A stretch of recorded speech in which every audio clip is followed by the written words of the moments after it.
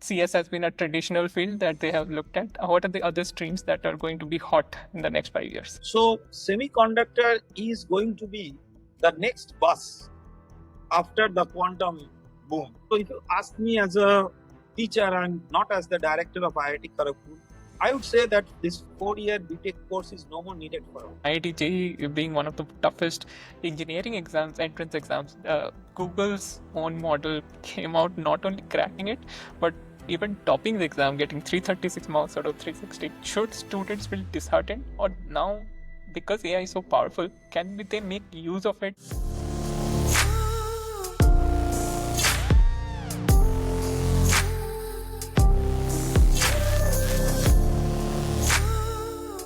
So, welcome back, guys, to the channel and to part 2 of the podcast with Professor Suman Chakraborty, the new director of IIT Kharagpur. For those who have seen part 1 and come here, you can fast forward the next 30 seconds. For the rest, I'll just briefly recap what we covered in the last video. First topic was the strategic direction and his immediate administration priorities. Second is enhancing research facilities for students, both for PhDs and b.techs and m.techs, of course. Then how India has traditionally lagged behind in research and how there are massive opportunities for solving for technology in the local space in India for the global health issues. Fourth was changing the perceptions of IIT KGP among the other IITs. Five was a very important point, which is close to me as well, which is mental health. And Professor Chakraborty spoke very passionately about the topic and his plan to engage the mothers on the campus. So do check it out. And we also covered briefly the AI aspects of it. Is AI a blessing or a curse? The future of jobs in an AI world. So these are all the topics. I'll link it somewhere in the top right corner. The previous video, you can check it out. So now let's move on with this video, which will be more specific questions. Last one was more broad. So yeah, Professor, we were talking about AI and the jobs in an AI world, increasingly AI world. So we have seen massive capabilities of AI, mostly in the software domains. Right now, the tech CEOs are saying that they will push more aggressively towards the more physical frontiers of AI, which is humanoid robots or taxis, which will be mostly self-driven. What do you see then are the opportunities for young people who are getting into IITs? What are sort of the fields that they should target? CS has been a traditional field that they have looked at. What are the other streams that are going to be hot in the next 5 years? Yeah, so this is a very important question because the way in which the students perceive the hot, so-called quote-unquote hot streams is not at all dependent on how the world is moving and what they are liking. So if I am a student and I am given an opportunity to revisit what branch what I took at that stage, I would have perhaps chosen the same thing, but now with logic. At that particular time, there were what I would say more issues driven by what others feel, would be good for you, rather than what is actually good for you.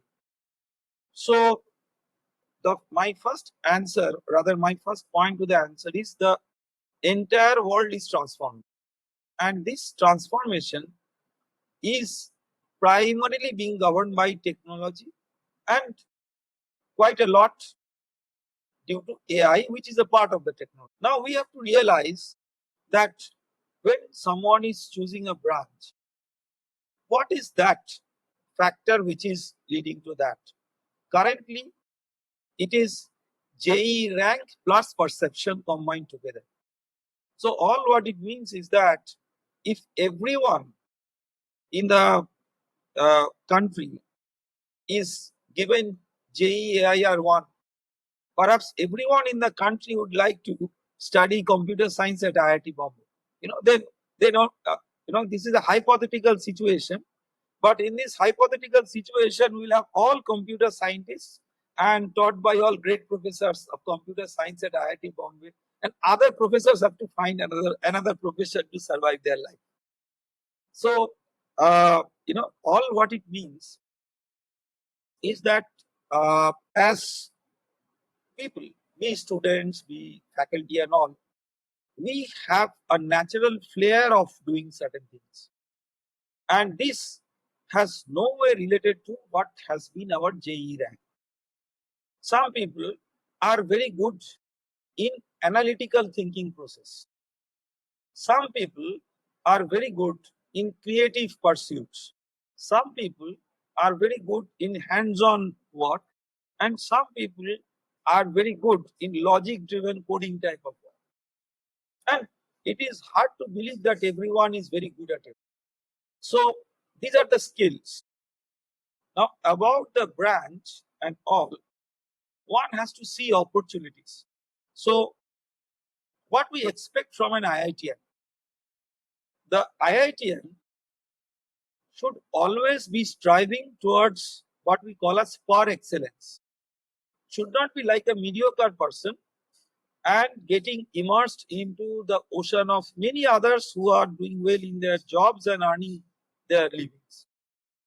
So if you look into that opportunity, wherever there is great vacuum, there is a great opportunity to fill up. Now, where is great vacuum? It is where you have very what I would say hard problems to solve, but they are very important to solve. Like we talk about this climate change, global warming, affordable healthcare, several other such problems. So if you want to be rational in choosing a branch, you'd rather take a branch which will give you a training to solve some of those great, what we call as grand challenges for the nation and for the world.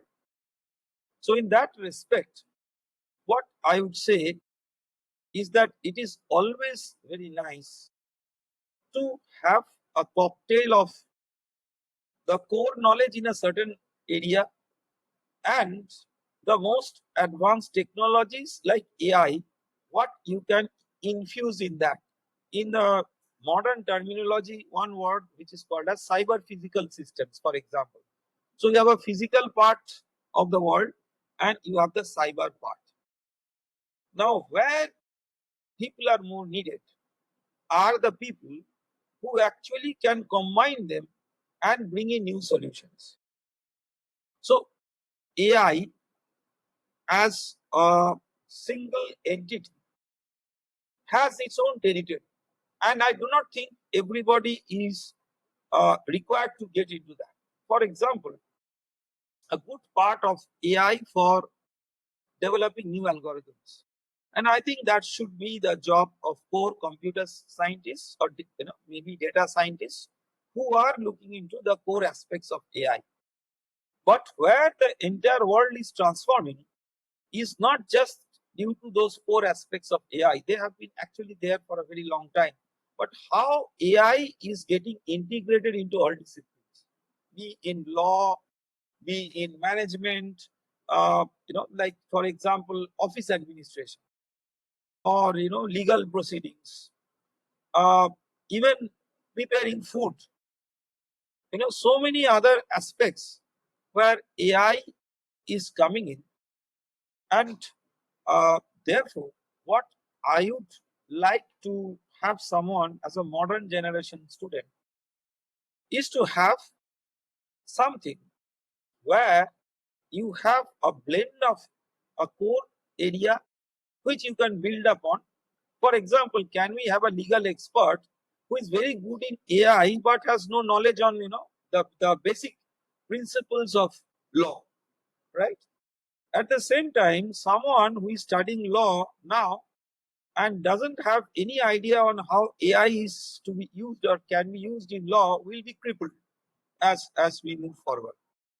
So I think the modern way of looking into choosing a branch would be to prefer some area where you have a rich core aspect, but that has to be blended with modern technologies like AI and so on. Fortunately, at IIT Kharagpur, we have already recognized that and brought in not just AI as a new b.tech curriculum, but a concept of what we call as double major. That means that you can have two branches. And typically, if you call me that what these two branches that anyone can look for is one core and another a lateral knowledge base foundation which can enhance the core. For example, someone studying medical science and technology and then using AI and other things on the top of that, which is very, very important, will be able to take that to a new level. But the major caution is that currently there is a very strong emphasis on the student's part to believe that maybe the computer science related uh, skills are the only ones which would make them global beater. This is not true unless they are working on deep foundations of developing new knowledge in computer science, and that is not easy, right? Writing a Python code on a problem which is more or less like routine nowadays is a particular what I would say skill, very important. But developing a new algorithm maybe which will be adapted in the form of a maybe Python code or something is a different ballgame. So one has to recognize this, and therefore I would suggest that the students make use of this particular aspect of having maybe one core area and another lateral skill set around AI or anything else, to combine that together in the form of what I call as new generation skill set. On a light note, I will end up the answer to this question in a light note. Long time back, uh, in some of my visits in Germany, I came across an advertisement. Mercedes Benz, is like the global iconic brand for these cars. So someone uh, procured a brand new Mercedes Benz car and uh, started a test drive. And in Germany, you have that famous autobahn in which you can drive the car at unlimited speed. So he was driving, and suddenly the car just stopped. It didn't work anymore, and uh, it was almost what I would say an impossibility, because something like a Mercedes-Benz car newly purchased with such a brand value, why it has happened? And the person, the owner, tried to fix things up by himself, but could not. And then could call a technician. Technician opened the car and found that there is no engine in the car. So the question is that when there was no engine in the car, how it was at least moving some, miles in the road. And then the caption came up, in English, if you translate it, Benz the car rides by name only. So that is what we expect in the modern AI. When we talk about autonomous vehicles and all, we forget that without those engines and all those criticalities, just by AI the car will not move, right?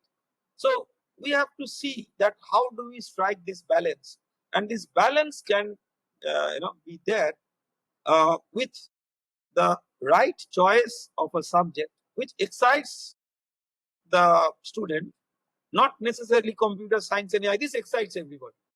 So beyond this, and then bringing in, this coding, data science, AI, all those things together to bring in a new set of knowledge. And this is very, very important. Otherwise, I think the way in which we have all been doing traditional studies, many of these people will become obsolete in the transforming world of jobs.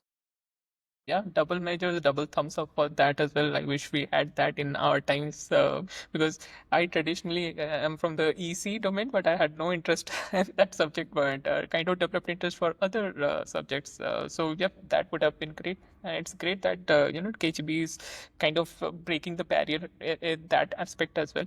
Uh, so, maybe another specific question is with AI, but also related to lateral fields. AI has the physical limitations of power and efficiency. It's a very power hungry. It needs efficiency to run as well. So that means chips and new kinds of energy.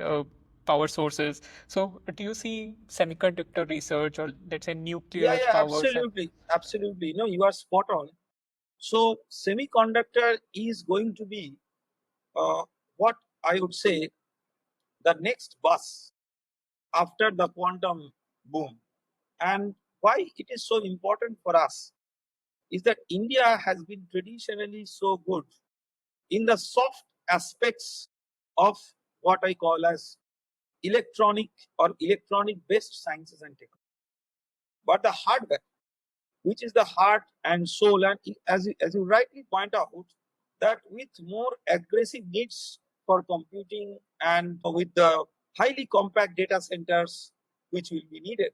And not only that, many small chips as sensors to work on certain areas like say sensing of the quality of water, the quality of food, so many other things. So you require the quality assured manufacturing of these items.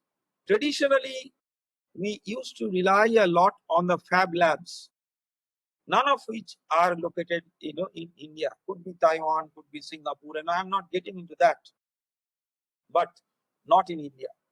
So now that there is a lot of emphasis and thanks to the focused interest of the government and various other stakeholders, I believe that semiconductor hub is going to be established at different parts of the country, and in the eastern zone most likely to be around Kolkata. And I think it is very, very important because Kolkata has been traditionally what I would say an epicenter of knowledge. So no place better than this, and no IIT more suitable than IIT Kharagpur. So IIT Kharagpur has traditionally been very good in the semiconductor and micro nano fabrication research. For my own research, I have to use a lot on of the facilities of micro and nano fabrication. Although I'm not a semiconductor person, but it is more like as a user. But those who are experts in those areas, I find them that they are putting in lots of innovations, and these innovations have come up with many sophisticated high-end instrumentation, which even in our student life was not at all easy to get in any Indian institute. But now we have those institutes and national consortiums. So what we are anticipating, and in fact, in a very silent manner, I have tried to consolidate a semiconductor group within IIT Kharagpur in a way to consolidate a write-up and the knowledge domains and areas of activities of certain other professors with a unique focus on semiconductor research for the next generation. And in fact, that will be one of those things which will drive not just the hardware innovation, but also AI and other computing innovations, because these are two things going hand in hand. and do you see also nuclear energy research also, or maybe other power sources also coming up in the next 5 years? Yeah, yeah. No, energy is another area. It is going to be ever important. And as I mentioned, and this is the motto of what I'm going to talk about possibly in this conversation and beyond, that we have to be very much sensitive to the transforming world and not just move along the tide or get uh, directed in the way in which others are moving in the transforming world, but give our directions of movement of the transforming. So to do that, we have to recognize the challenges in the different sectors like energy. So when we talk about the clean energy, and you know very well that electric vehicle is one of the strong areas of research. A lot of renewable energy sources, and they can be combined with some of the advancements of the battery technology. So imagine that in some way, I'm just giving you an example, in some way, in a simple way, so that everyone can follow. In some way, you tap the energy of the sun and you try to have highly compact supercapacitors in which you can store them, and that will lead to a sort of battery technology which is so compact and really a power pack and can drive things with minimal challenges of charging, which currently is a challenge, and at the same time get into certain areas where the electric vehicle has not traditionally been impactful. In one of the areas of collaboration with Germany, I've been approached to sort of give an institutional perspective, and I think we'll be having a meeting soon. That electric vehicle in the areas of large vehicles like trucks or that type of thing, and I think it's a very important area because so far electric vehicles have been perceived to be of limited scope. So that is one side. The other side is that how can we scale up the use of solar energy? I thought of giving this as a challenge problem to some of our students. So all of you who have been at IIT hostels or halls of residence, what we say in our language, we want them to have ACs, air conditioners, and all students would say that the modern lifestyle is that it's a shock for most of many of them when they come to the hostels and find out no more that AC is there and all. And I believe that in this Platinum Jubilee year, I can approach at least many of the distinguished alumni of the respective halls to have maybe a one-time gift of such air conditioners, which will be there in different halls. We have to see how to do it in a way that there is no marginalization of some hall because they may not be having a willing alumni donor for that. But more importantly, one-time donation is not all. So how do you manage their power requirement, given that it will be huge and students are likely to misuse and all those things? So can we have dedicated solar rooftops, which in a certain way will cater the local needs of that particular? This will require a lot of additional R&D beyond what is known currently, but it is possible. Like we have done a few interventions in some of the local schools, the schools around IIT Kharagpur, uh, where you have marginalized students, the rural students studying. Fortunately, my wife is a principal or teacher in charge in one of those schools, and therefore I got the platform with the help of our Prime Minister's research fellowship students to build up a solar driven uh, lab, which is the lab is going to cater the needs of the innovation knowledge of the students of that school, and also the solar energy being tapped for the cooking of the midday meal of the school children. There is a concept of midday meal that they are given their the meal of the day uh, by the government.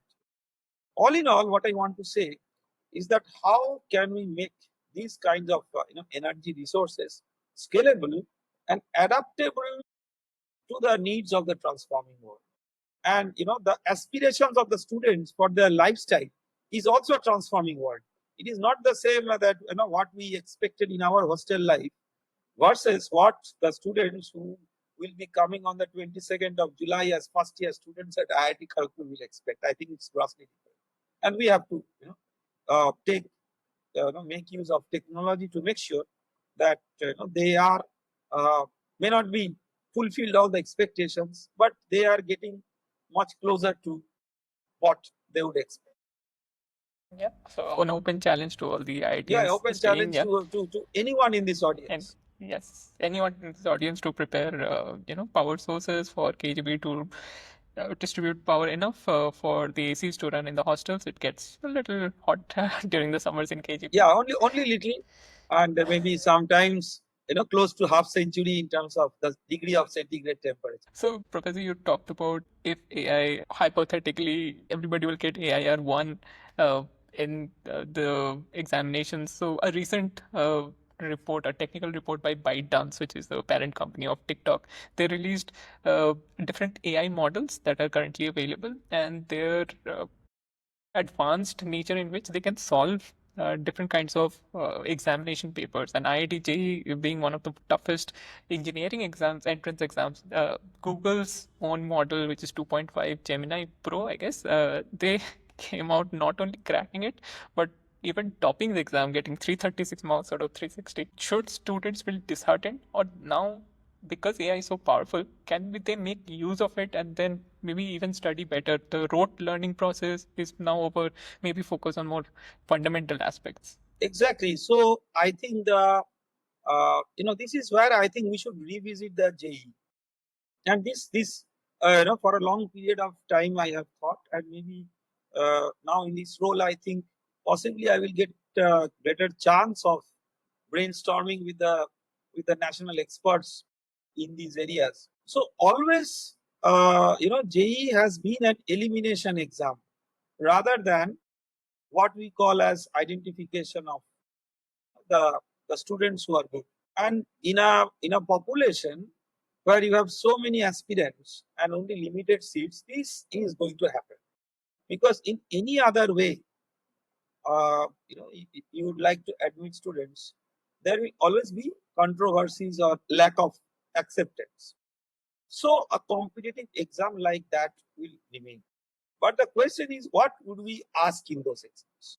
I would say that nowadays a successful uh, question paper, or what I would say that a question paper which is of good standard, is something where the AI is not going to be even close to what a topper in the exam is going to do.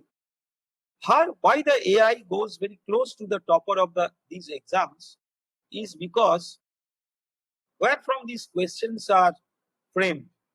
In our student life we always used to ask that what is that book other than Irodov or HC Verma, where there will be questions. And so someone in our among our friends used to say that there are very well sort of preserved Russian books which people cannot decode that easily, and kinds of problems are there, and the JE paper setters are masters in sort of adapting that for the most difficult JE problems. Leaving that myth away, I still do not know where from they ask questions. But you know, if you call that that act of asking toughest and toughest plus, it absolutely makes no sense. And this is where we need a change. So in our school life, we never knew what is entropy. And now that I also do not know what is entropy, even after teaching 20 plus years of thermodynamics, but I know a bit better than what I was at the school level. So I recognize that giving in the name of advanced topics, only formula cracking and eliminating wrong answer type of knowledge is absolutely useless. So we should reduce the contents of the JE syllabus. Number one. So not that some of the modern day school children, they boast. They say in class 9 I am studying calculus. So in your time was it? I said no. In class 9 I knew what is calculation, and I never knew what is calculus. So graduating from calculation to calculus, it took a bit of time. So now class 9 children say they boast that they know what is calculus. They know, vector algebra and all those things. And therefore I see very easily in class 9 there are many topics which were actually there in our era, at least in class 11, 12, like that. In all syllabus, I mean, state board, CBSE and everything. Now, does it mean that people who graduated in our era have been proven to be dumb in, say, mechanics, because they have not learned calculus while they got introduced to mechanics? So what we are doing by infusing certain things, I have been a teacher of fluid mechanics for a long time, and everyone who comes to my class of fluid mechanics, and again, I'm going to teach advanced fluid mechanics again, this time. So the students will be surprised to see that I am again talking about Bernoulli's equation. That Bernoulli's principle they have been studying from my maybe class 10 or so on. But surprisingly, most of them realize that not only whatever they learned at that level was incomplete, but many of those things were actually learned wrongly.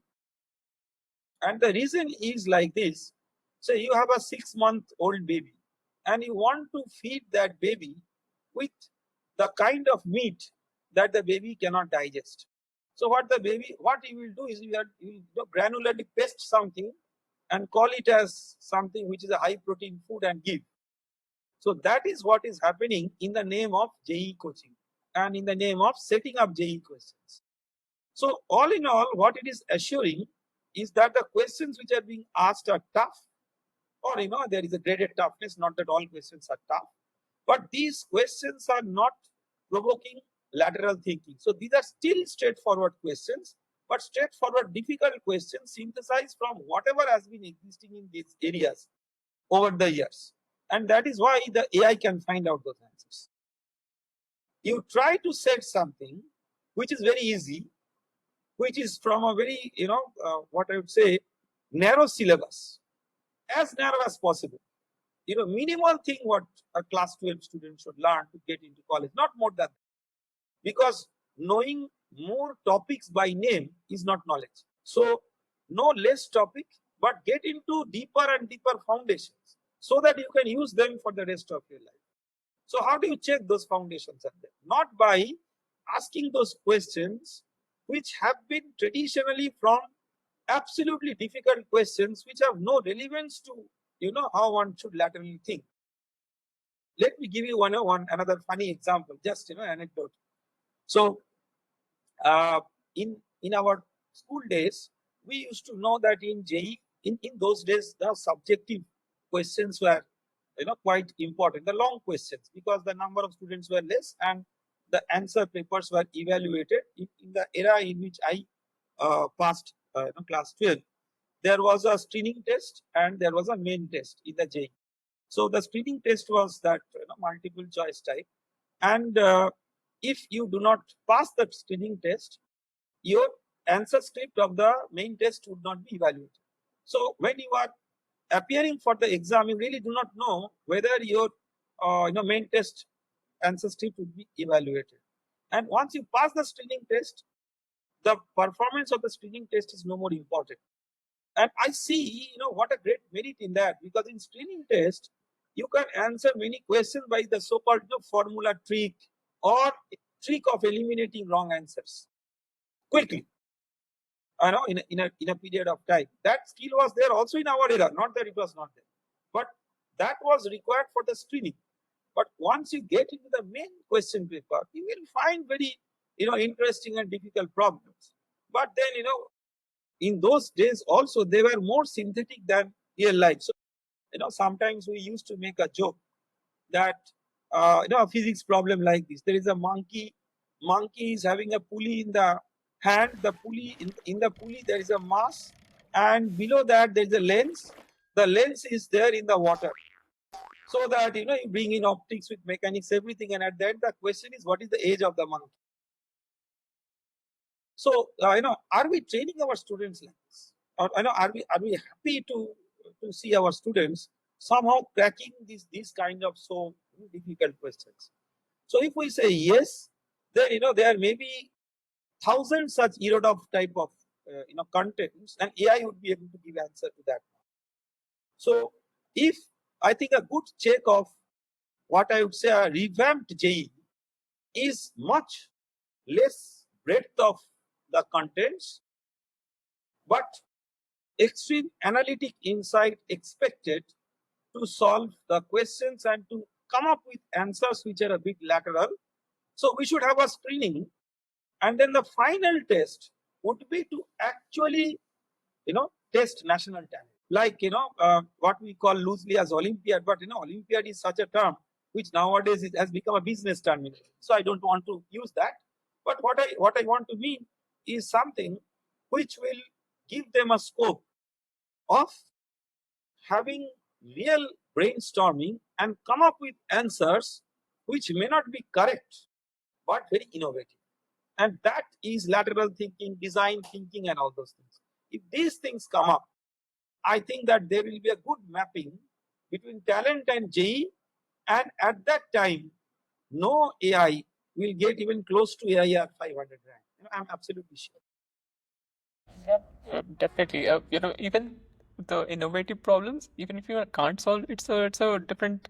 Hindi में it's called मजा आता है. Is Yeah, like that maza that's aata hai is what exactly what you have said. That there are problems which people can attempt to solve, but the final answer you cannot arrive at.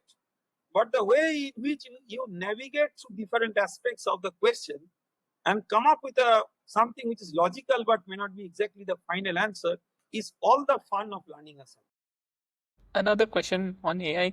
Maybe one of the last is with Nikhil Kamath, the founder of Zerodha, and also a top finance voice in India. He said that with the advent of AI, the days of 4-year engineering college degrees are kind of diminishing. The value of them are diminishing. What do you think would be the pros and cons of still continuing with the 4-year course? And do you think it needs some renovation?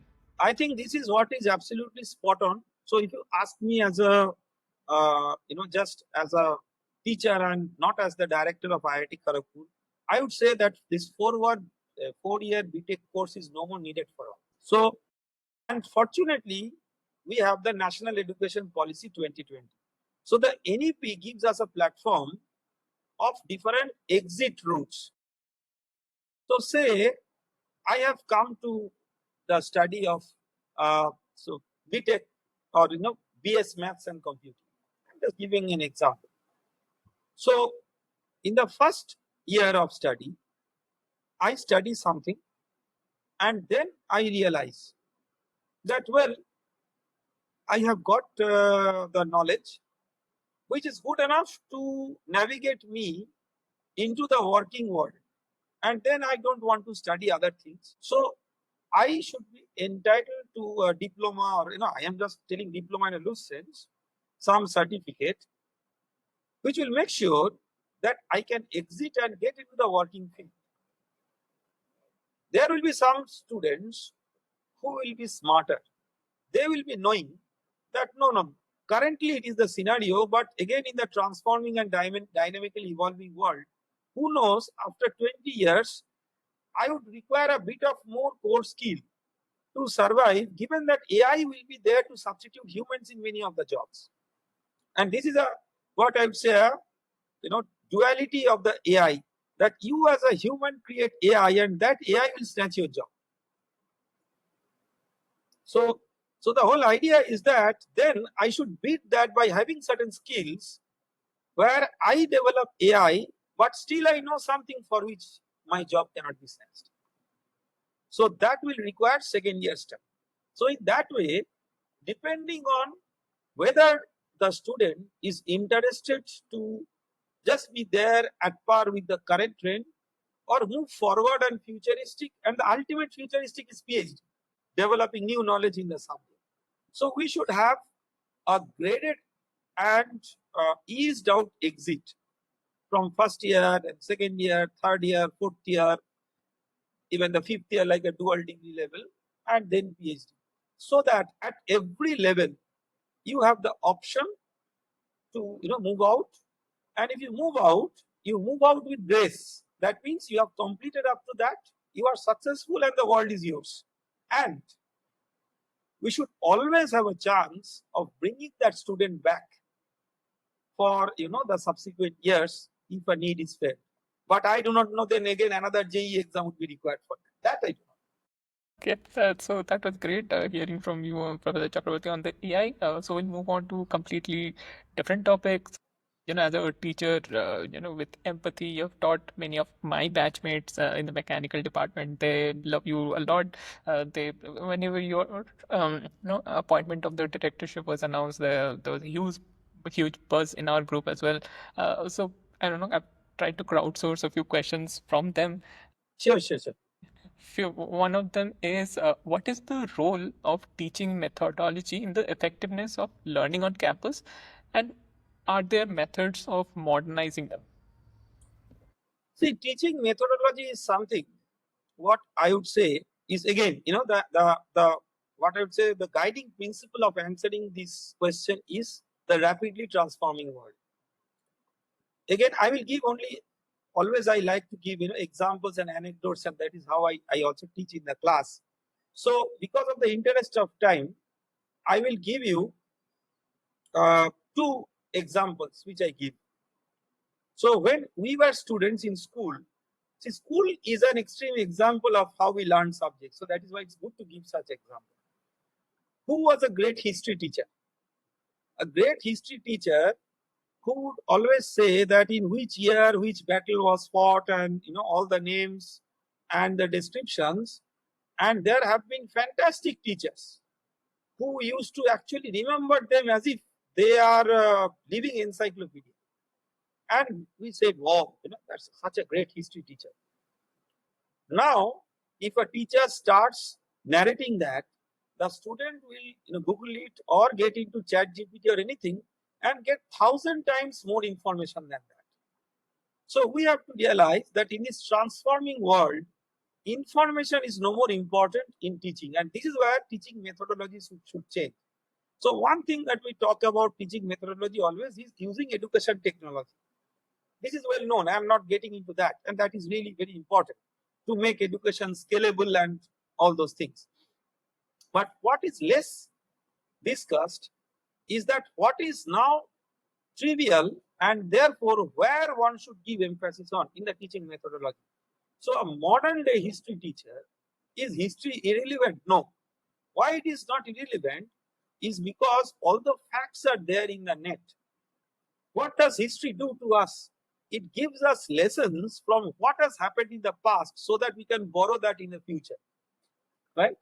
So analyzing the historical events and uh, bringing in new perspectives of how that can be adapted to the learning of maybe modern administration or modern social structure, civics, etc. So as long as it is there in the form of a case study, report, analysis, it will be a fun learn for the students. But if the teacher in the modern era comes and again teaches history in the same way as we people studied, I am sorry, they will all sort of be more interested in using their smartphones and playing their games, but not listening to that. So this is where I think teaching methodology should adapt. Where I am seeing is, this is very alarming that teaching methodology is being adapted on a exterior scale with a lot of technology and all those things. But this deep philosophy of how the modern teaching should be in the AI era or in the Google era is something that is not seriously being looked into. This is number one. And number two is the way in which students gain and lose examples is when you teach a subject and do not talk about the context. So it is always very important to get into the context, go through examples, and then bring in the rigor of the subject. I know, one very famous professor in fluid mechanics. He was one of my mentors, Professor Franz Durst from Germany. And when I was a fellow in his group, we used to interact a lot on teaching method.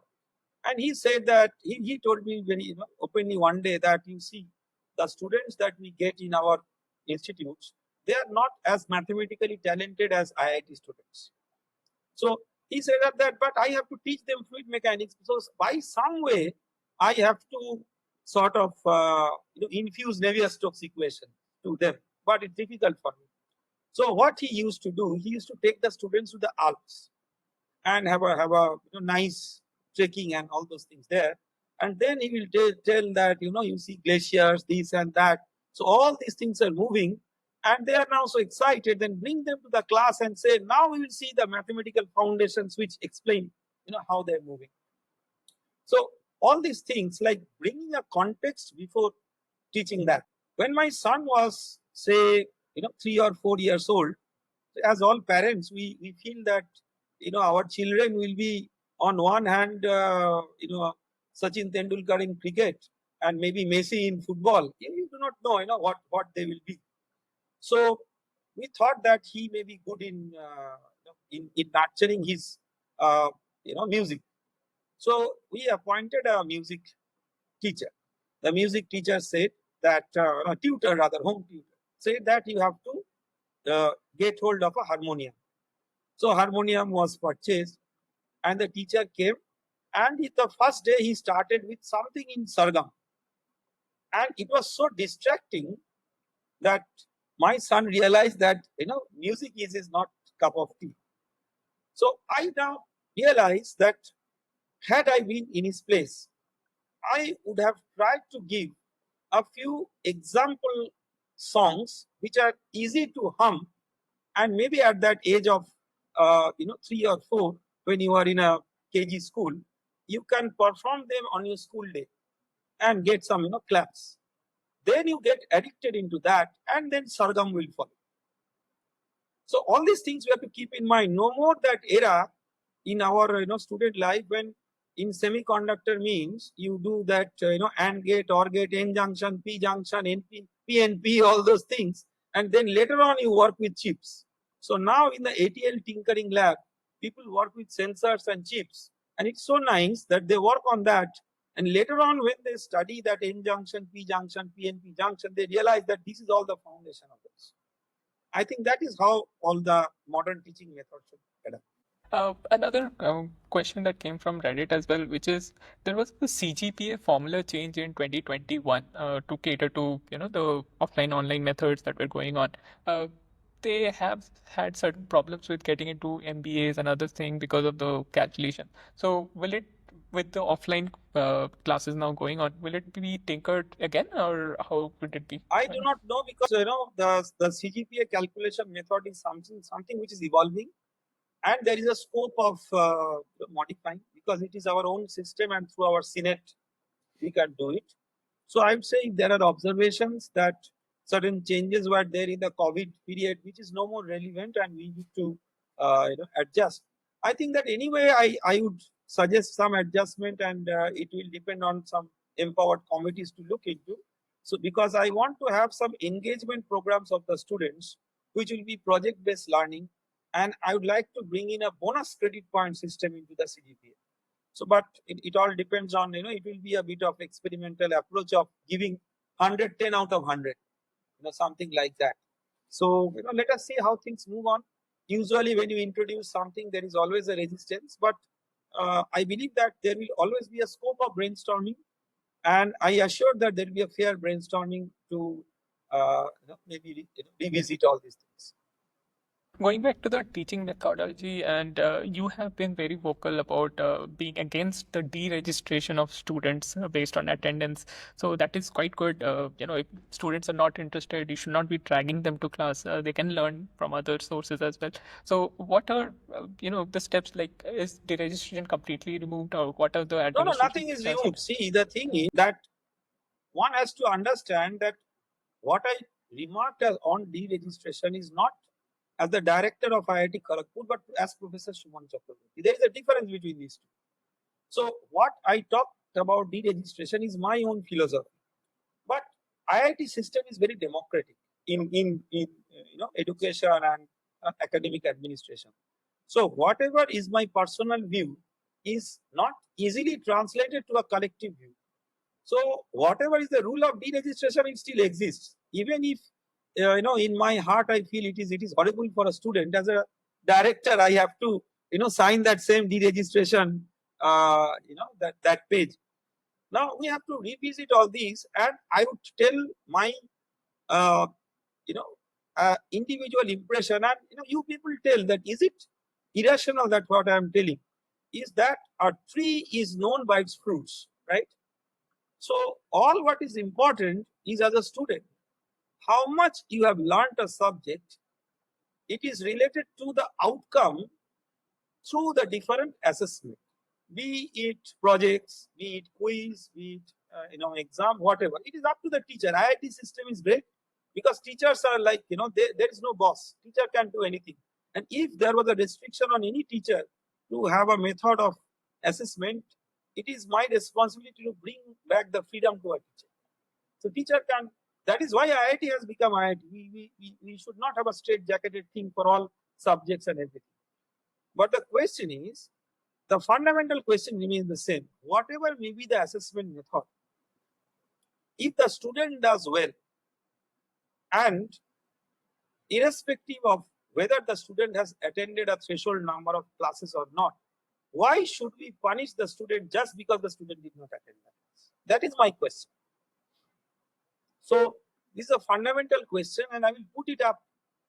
And I know that what is the always devil's advocate, that what would be the opposing answer, that deregistration is important because it is related to discipline, and students not coming to class are usually the students who are problematic students and who do not do well. So I have an answer to that, that let us find out other mechanisms to address those students who do not come to class, but let us not mix that with the academic performance in the exams.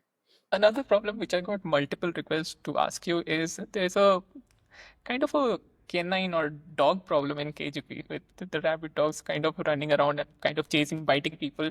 So, is there a kind of a solution for that as well? There are two sides of the problem. One is the dogs, creating challenges on our roads. This is an important problem. But at the same time, some people, typically we have, all of us love animals. You know, in a way, we have to recognize that, in the ecosystem, the animals and humans are, as a one world. So we are closely tied up. And dog is a very special animal because dogs have kinds of sensitivities which has some unique aspect of love, affection, and everything, which is very touching to humans. So that is true. But say, as humans, we love humans also, like, we love dogs. But if there is a human who makes your life difficult, you find out a way to solve that. So should be for the dogs.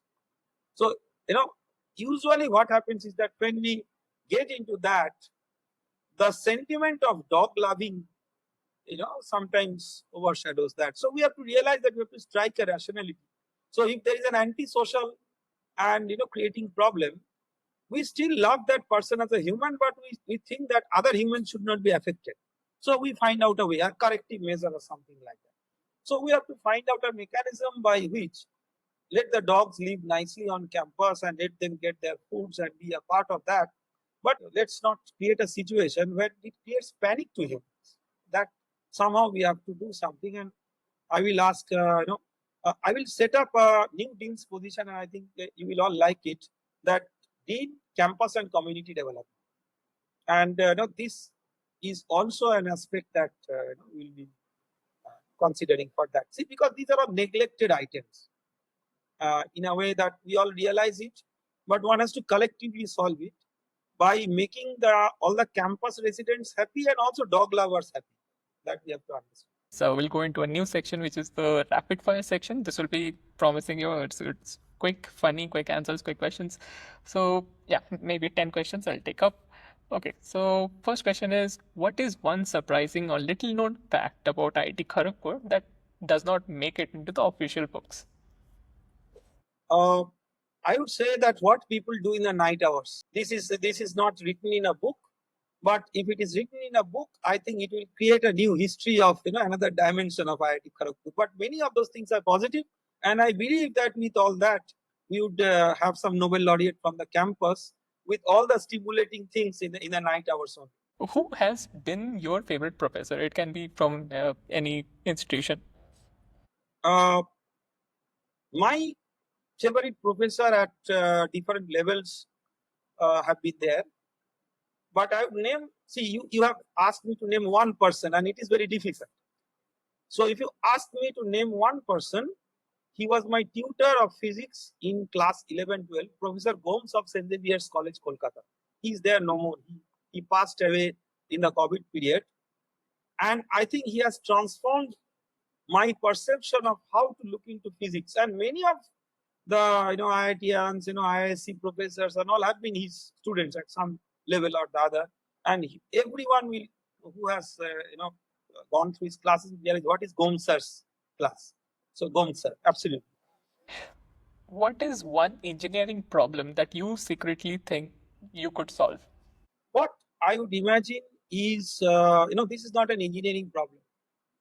It's a problem of healthcare, which I believe that I could solve if someone gives me, because this is, hypothetical, so answer is also hypothetical. If someone gives me an handle to all the data of all the patients in a certain age group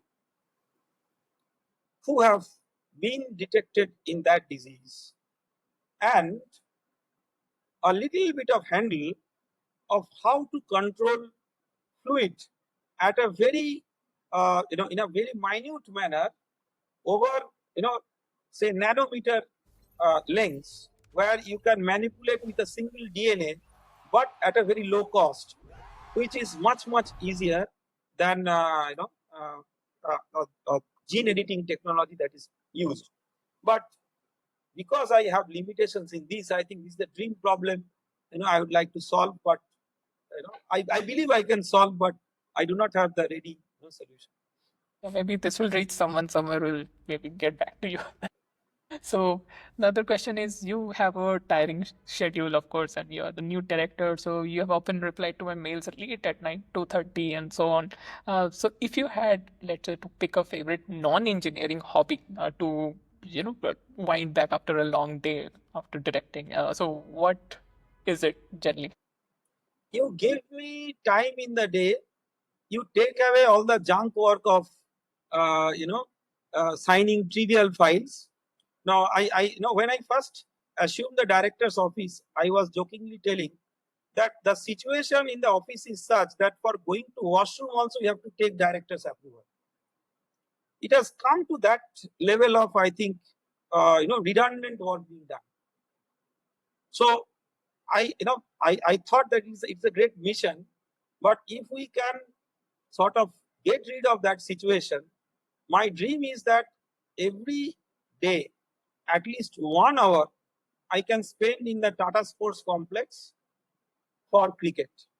This is my dream. I do not know, whether I will be able to do it. Now I started practicing it quite regularly when there was COVID period. My son was in class 5, 6, and so on. So he was a good companion. He needed a good companion, and he was inferior to me in cricket at that time. So I was very happy that I was doing well. But now I think I have to find other companions because he's too good, and I don't find a fielder, and it's too tough. Another question on directorship. What is one of the most unexpected skill that you have gained after assuming the office? After assuming the director's office, the unexpected skills that I gained is how to minimize those, the presence of those people in your office who just wants to impress directors.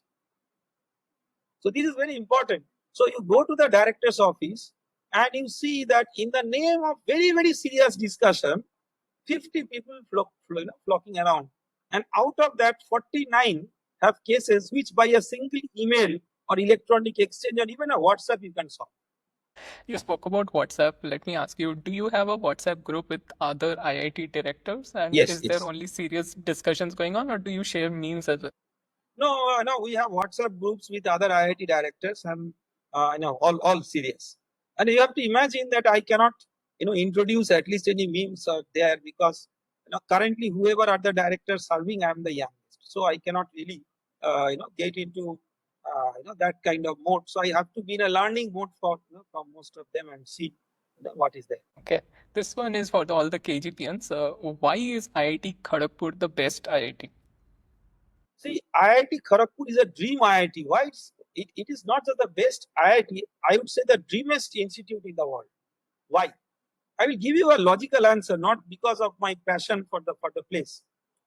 So, in the transforming world, you have the challenge of solving many problems, and one of those challenges is the use of technology to solve grassroots level problems.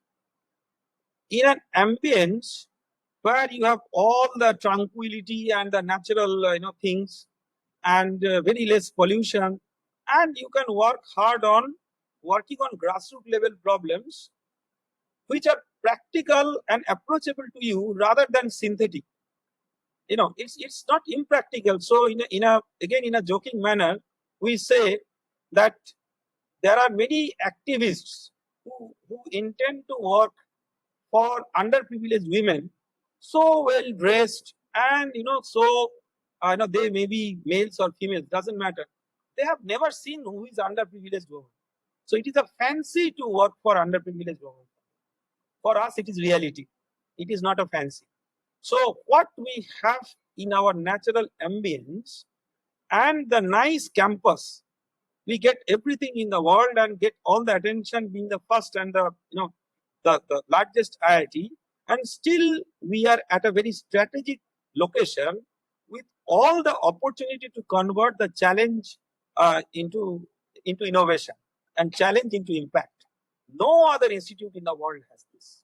So I would say that IIT KGP should be the dream destination, not just for Indians, but absolutely for anyone rest in the world. So you, Professor Chakraborty, have been a dream of the middle class Bengali household, right?